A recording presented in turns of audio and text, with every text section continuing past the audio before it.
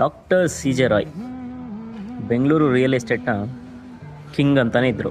12 Rolls Royce 8,500 ಕೋಟಿ ಆಸ್ತಿ, ಯಾವಾಗಲೂ luxury cars, helicopters, private flights ಅಂತ ಓಡಾಡ್ತಾಯಿದ್ರು. ನಿನ್ನೆ ಯಾವುದೋ ಕಾರಣದಿಂದ ಏನೋ ಸೂಸೈಡ್ ಮಾಡ್ಕೊಂಡಿದ್ದಾರೆ.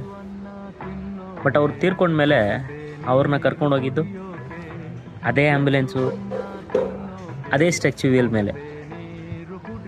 ಎಷ್ಟಿದ್ರೆ ಏನು ಗುರು, ಎಂಡ್ ಆಫ್ ದಿ ಡೇ ಎಲ್ಲರೂ ಒಂದೇ.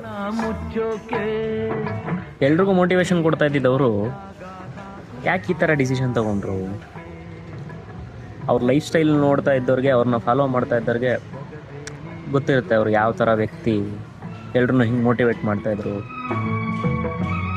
ಅವ್ರ ಬಿಸ್ನೆಸ್ ಈ ಲೆವೆಲ್ಗೆ ಒಂದು ಬಿಸ್ನೆಸ್ ಬೆಳೆಸಿದ್ದಾರೆ ಅಂದರೆ ಅವ್ರ ಲೈಫಲ್ಲಿ ಎಂತೆಂಥ ಸ್ಟ್ರಗಲು ನೋಡಿರ್ತಾರೆ, ಎಂತೆಂಥ ಚಾಲೆಂಜಸ್ಸು ಬಂದಿರುತ್ತೆ. ಸಮ್ಟೈಮ್ಸ್ ಇರೋದನ್ನು ಬಿಟ್ಟು ಏನೋ ಅಚೀವ್ ಮಾಡಬೇಕು, ಇನ್ನೇನೋ ಪಡ್ಕೋಬೇಕು, ಅದು ನಂದಾಗಬೇಕು, ಇದು ನಂದಾಗಬೇಕು ಅಂತ ಎಲ್ಲೋ ಆ ಪೀಸ್ ಆಫ್ ಮೈಂಡ್ನ ಹಾಳು ಮಾಡ್ಕೊಂಬಿಡ್ತೀವ, ಆ ನೆಮ್ಮದಿ ಹಾಳು ಮಾಡ್ಕೊಂಬಿಡ್ತೀವ ಅನಿಸುತ್ತೆ.